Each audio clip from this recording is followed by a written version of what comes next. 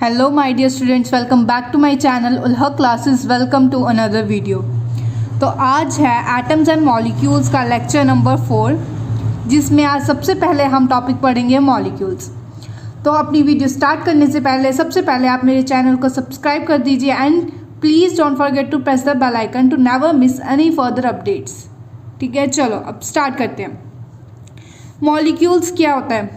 जब दो या दो से ज़्यादा एटम्स आपस में जुड़ते हैं तो उनको हम क्या कह देते हैं? मॉलिक्यूल्स। ठीक है, जब दो या फिर दो से ज़्यादा एटम्स आपस में जुड़ते हैं, और जुड़ते कैसे हैं? वो अट्रैक्टिव फोर्स के वजह से। ठीक है ना, जब दो और दो से ज़्यादा एटम्स अट्रैक्टिव फोर्स की वजह से आपस में जुड़ते हैं तो उनको हम क्या बोल देते हैं? वो मॉलिक्यूल्स। तो लिखा हुआ है a molecule is a group of two or more atoms chemically bonded together by attractive forces. ठीक है ना, कैसे जुड़ते हैं? दो और दो से ज़्यादा एटम बाय अट्रैक्टिव फोर्सेस के अट्रैक्टिव फोर्सेस से जुड़ते हैं तो उनको हम क्या बोल देते हैं? Molecule. It is the smallest particle of an element or compound that can exist independently and exhibit all the properties of that substance. एक स्मॉलेस्ट पार्टिकल है। स्मॉलेस्ट पार्टिकल किसका स्मॉलेस्ट पार्टिकल है? ये देखो, एक किसी कंपाउंड का या फिर किसी एलिमेंट का जो स्मॉलेस्ट पार्टिकल है उसको हम क्या बोल देते हैं? मॉलिक्यूल। ठीक है, किसी कंपाउंड का, हमें कोई कंपाउंड बनाना है या कोई हमारे पास एलिमेंट है तो उसमें जो स्मॉलेस्ट पार्टिकल है वो क्या है? एक मॉलिक्यूल। और मॉलिक्यूल इंडिपेंडेंटली मतलब कि अकेला एग्जिस्ट कर सकता है और वो सारी प्रॉपर्टीज़ शो करेगा जो कि वो एक कंपाउंड में होती हैं। ठीक है ना, molecules can be form by atoms of same और डिफरेंट एलिमेंट्स। मॉलिक्यूल्स कैसे बनते हैं? जो एटम्स हैं वो सेम एलिमेंट के भी हो सकते हैं और वो डिफरेंट एलिमेंट के भी हो सकते हैं।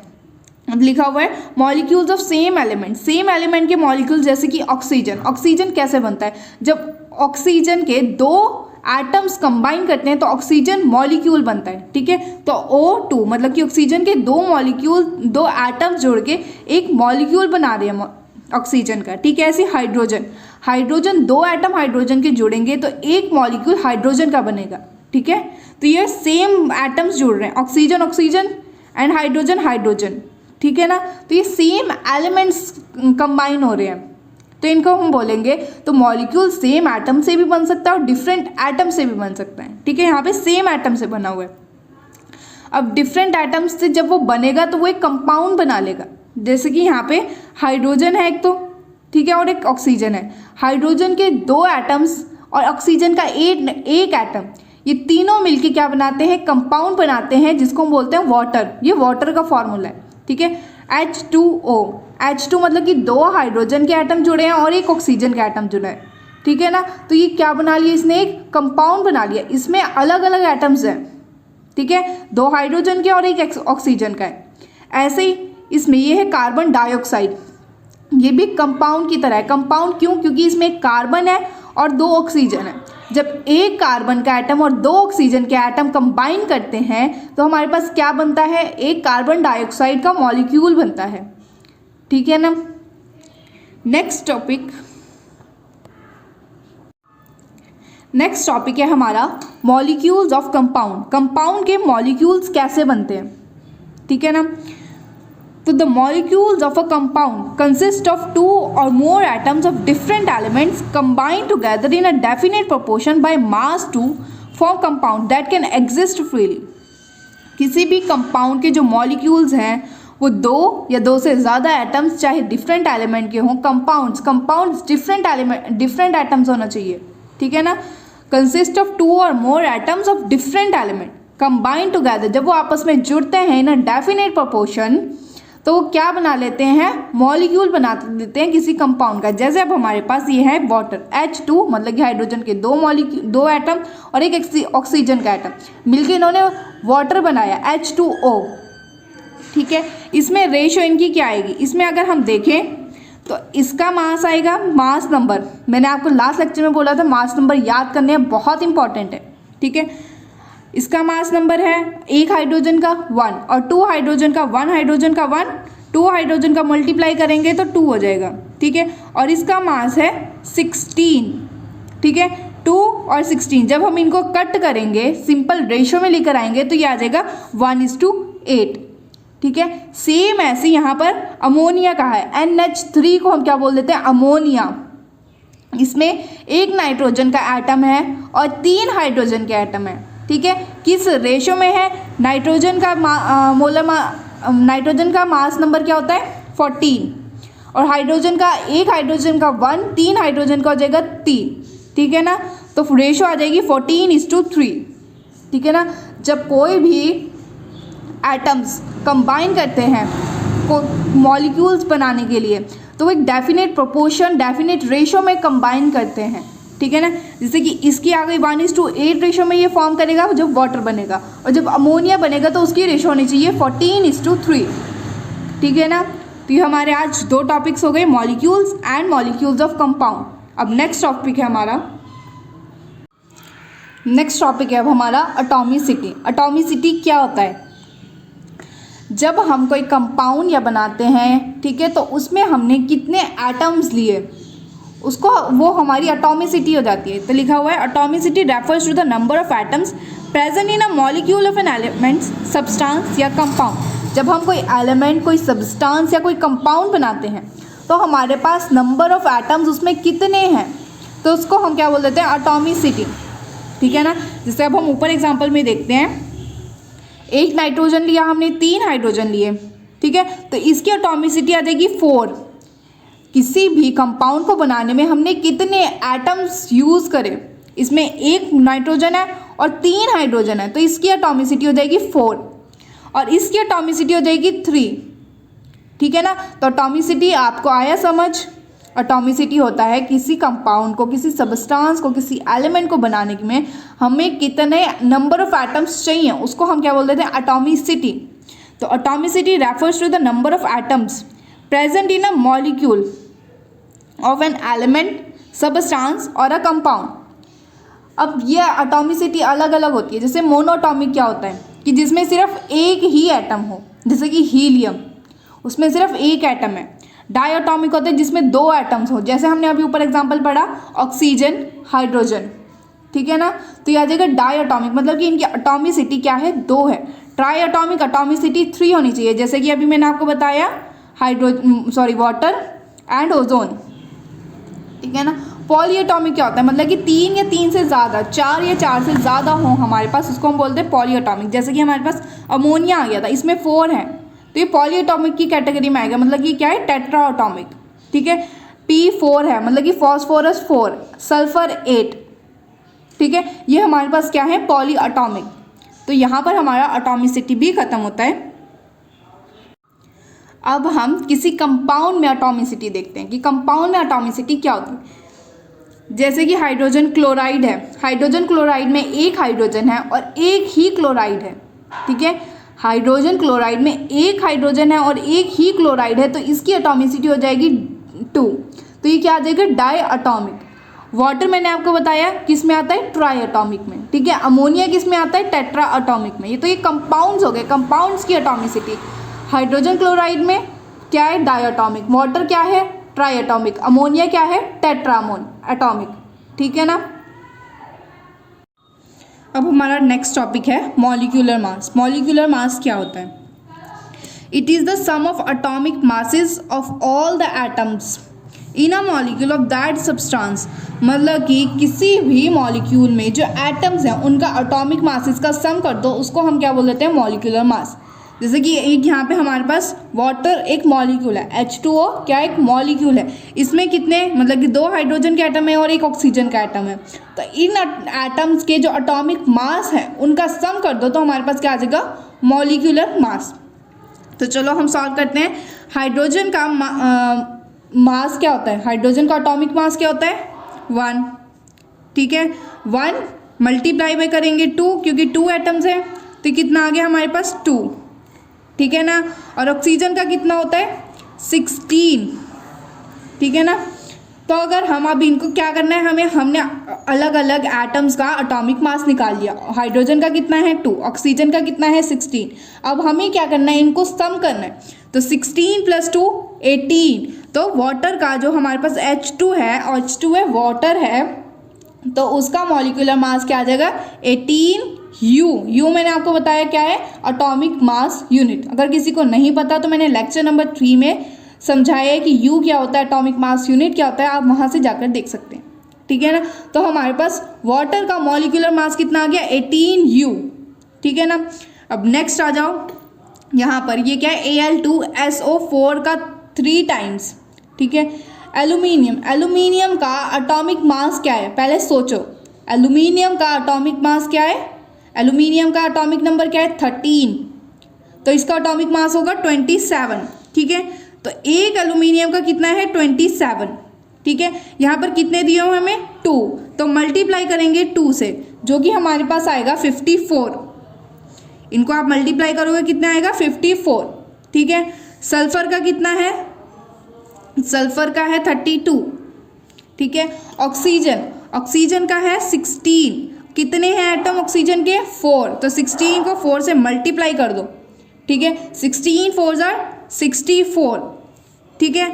अब 32 और 64 को प्लस करो, 64 और 32 को प्लस करोगे तो कितना आ जाएगा, 96 आ गया। अब इसका भी कितना है, 3 टाइम्स करना है हमें, 96 को 3 से मल्टीप्लाई करो, 96 को 3 से मल्टीप्लाई करेंगे तो हमारे पास आएगा 288, ठीक है। तो इसका जो SO4 का थ्राइस का जो एटॉमिक मास है वो हमारे पास आया 288, ठीक है। एल्यूमिनियम ट्वाइस का कितना आया, 54। अगर हम इन दोनों को ऐड करेंगे तो हमारे पास जो मॉलिक्यूलर मास आएगा वो आएगा 342, ठीक है ना। तो molecular mass of Al2SO4 thrice, इसका कितना आ जाएगा, 342U। समझ आइए मैंने कैसे निकाला है। एल्यूमिनियम का कितना होता है, 27, उसको 2 टाइम्स मल्टीप्लाई करो सबसे पहले, ठीक है। सल्फर का कितना होता है, 32। ऑक्सीजन का कितना होता है, 16। ऑक्सीजन के कितने मॉलिक्यूल्स हैं, 4, मल्टीप्लाई बाय 4 करोगे कितना आ गया, 64, ठीक है। सल्फर का 32, ऑक्सीजन के 4 एटम्स का 64, इन दोनों को प्लस करेंगे तो हमारे पास आया 96। तो अब SO4 का उसका भी कितना है, थ्राइस है, तो उसको 96 को 3 से मल्टीप्लाई करेंगे कितना आया, 288।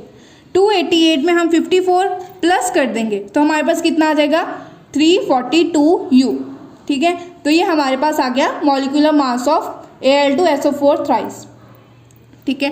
थर्ड एग्जाम्पल देखते हैं। थर्ड एग्जाम्पल है हमारे पास कॉपर सल्फेट डॉट का मतलब यहाँ पे मल्टीप्लाई नहीं है, डॉट का मतलब यहाँ पर प्लस ही है, तो हमें क्या करना है, सम करना है, 5 मॉलिक्यूल्स ऑफ वाटर। तो कॉपर का जो हमारे पास एटॉमिक मास आता है वो आता है 63.5, ये आप याद कर लेना, 63.5 किसका आता है, कॉपर का। सल्फर का कितना आता है, 32, सल्फर का 32, ठीक है।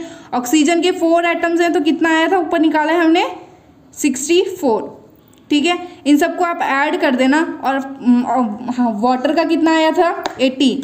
तो पहले हम 18 को 5 से मल्टीप्लाई करेंगे और फिर ऐड कर देंगे। 18 को 5 से मल्टीप्लाई करेंगे तो हमारे पास आएगा 90।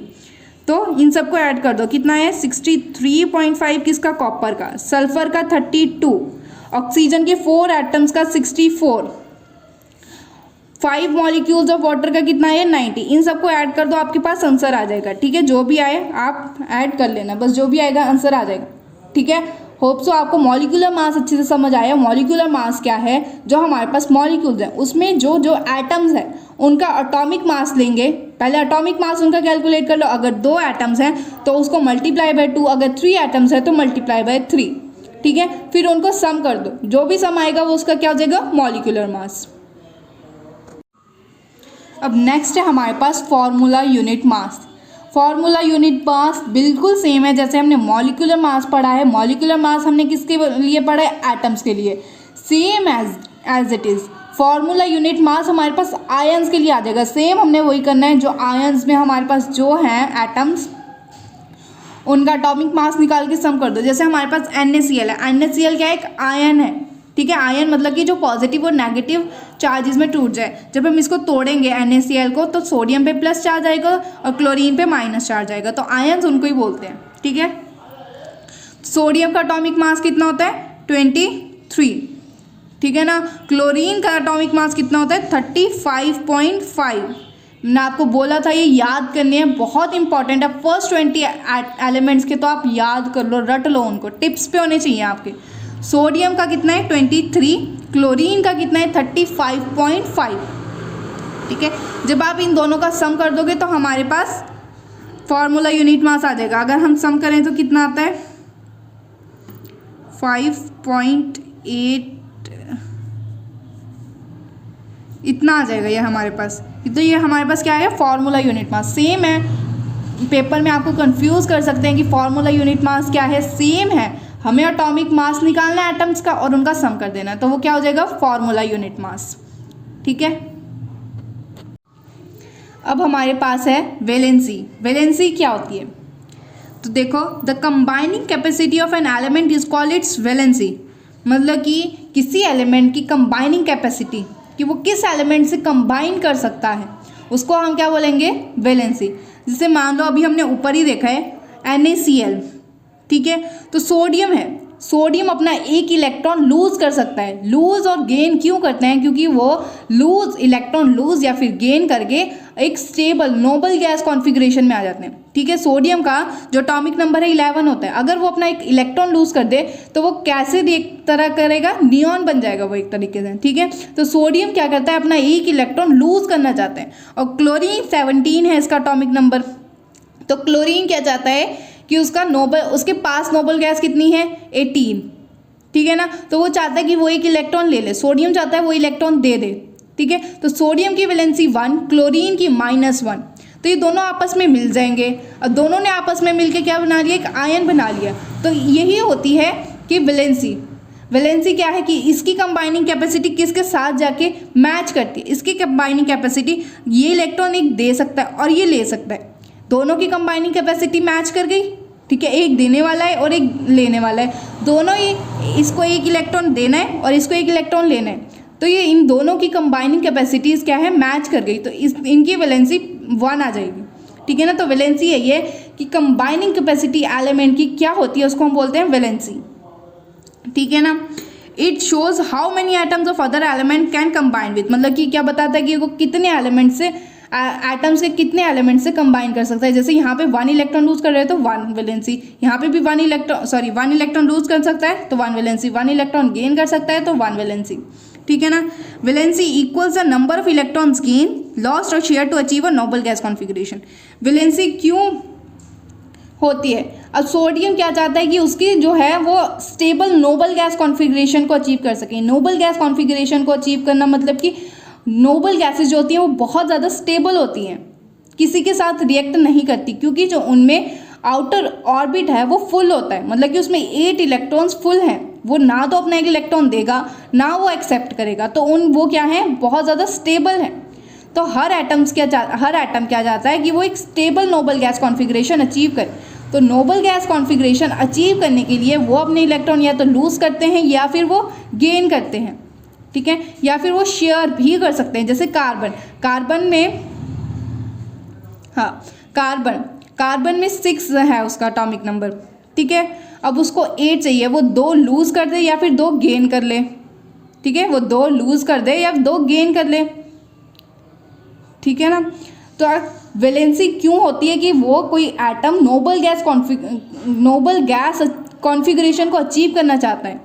ठीक है, सोडियम है, सोडियम के पास नोबल गैस कौन सी है, नियॉन। नियॉन की एटॉमिक नंबर कितना है 10, तो सोडियम का 11, तो वही एक इलेक्ट्रॉन लूज कर देगा, अपना एटॉमिक नंबर 10 कर लेगा, तो वो भी स्टेबल हो जाएगा। ऐसे ही क्लोरीन के पास एटॉमिक स्टेबल नोबल गैस कौन सी है, आर्गन का कितना है 18 और क्लोरीन का कितना है 17, वो एक इलेक्ट्रॉन एक्सेप्ट कर लेगा तो वो stable Nobel gas configuration achieve कर लेगा। इसलिए ये वैलेंसीज होती हैं।